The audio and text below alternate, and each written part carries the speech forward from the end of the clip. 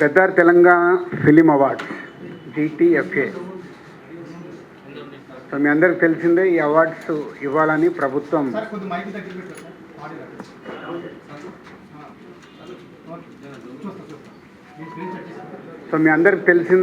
దీనికోసము government ఒక committee వేయడం జరిగింది. నరసింహరావు గారు చైర్మన్గా, వైస్ చైర్మన్గా నేనున్నాను ఆ కమిటీలో. సో దీనికి సంబంధించి అవార్డ్స్ ఎలా చేయాలి ఏంటి అనే దానికోసం గైడ్ లైన్స్ కోసం చాలాసార్లు మీటింగులు చేసి దానికోసం గైడ్ లైన్స్ మొత్తం రెడీ చేయడం జరిగింది. ఆ గైడ్ లైన్స్కి సంబంధించి ఈరోజు మీడియా ద్వారా 2024లో సినిమాలు నిర్మించిన నిర్మాతలకి ఈ గైడ్ లైన్స్ని అందజేసేలాగా ఇటు FDC అండ్ మీడియా ద్వారా చేస్తున్నాం. సో ఈ 2024లో అంతకుముందు ఉమ్మడి రాష్ట్రం ఉన్నప్పుడు ఎలాంటి అవార్డ్స్ ఉన్నాయో అన్ని అవార్డ్స్ ఉంచుతూ 1-2 మార్పులు జరిగాయి. మెజారిటీగా అలాగే ఉన్నాయి. దాంతోపాటు పైడి జయరాజ్ గారి పేరు మీద, అలాగే కాంతారావు గారి పేరు మీద కూడా స్పెషల్ అవార్డ్స్ యాడ్ చేయడం జరిగింది. అంతేకాకుండా ఉర్దూ సినిమాకి కూడా ఎంకరేజ్ చేయాలి అనే ఉద్దేశంతో ఒక అవార్డు పెట్టడం జరిగింది. బెస్ట్ ఫిలిం అవార్డు అదొకటి యాడ్ అయింది. అంతేకాకుండా 2014లో తెలంగాణ ఏర్పాటైన తర్వాత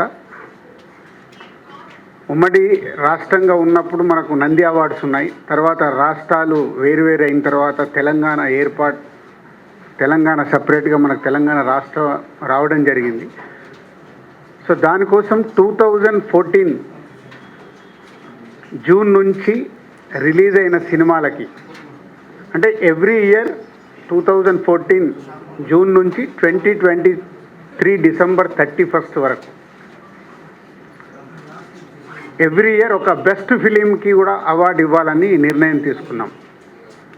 అంటే తెలంగాణ ఏర్పాటైన తర్వాత మన అవార్డ్స్, తెలుగు సినిమాకి సంబంధించిన అవార్డ్స్ మిస్ అవ్వకుండా ఉండాలని ప్రతి సంవత్సరం ఒక బెస్ట్ ఫిలిం అవార్డు ఉంటుంది 2023 వరకు. అలాగే 2024 ఇందాక మీకు చెప్పినట్టు అవార్డ్స్ అన్నీ పాత రోజుల్లాగా ఎలా అయితే ఉన్నాయో కొన్ని మార్పులు చేర్పులతో ఫైనల్ చేయడం జరిగింది. ఆ గైడ్లైన్స్ మీకు ఇప్పుడు మీడియాకు అందజేయడం జరుగుద్ది. సో అప్లికేషన్స్ ఇమీడియట్గా స్వీకరించి స్క్రూటినీ చేసి జ్యూరీలు కూడా ఫైనల్ చేసేసి ఏప్రిల్లో ఈ అవార్డు ఫంక్షన్ అంగరంగ వైభవంగా చేయాలని ప్రభుత్వం ఆశిస్తుంది. దానికి అందరం FDC తరపున, అలాగే ఫిలిం ఇండస్ట్రీ నుంచి చాలామందిని ఇక్కడ మేము జ్యూరీలాగా తీసుకొని చేసి అవార్డ్స్ అనేటివి నెక్స్ట్ మంత్ బెస్ట్ ఈవెంట్ చేయాలని గవర్నమెంట్ ఆశిస్తుంది. దానికి మేము కంప్లీట్ చేయాలని ఈ రోజు నుంచి కంకణం కట్టుకున్నాం. ఇది మెయిన్ ఎజెండా.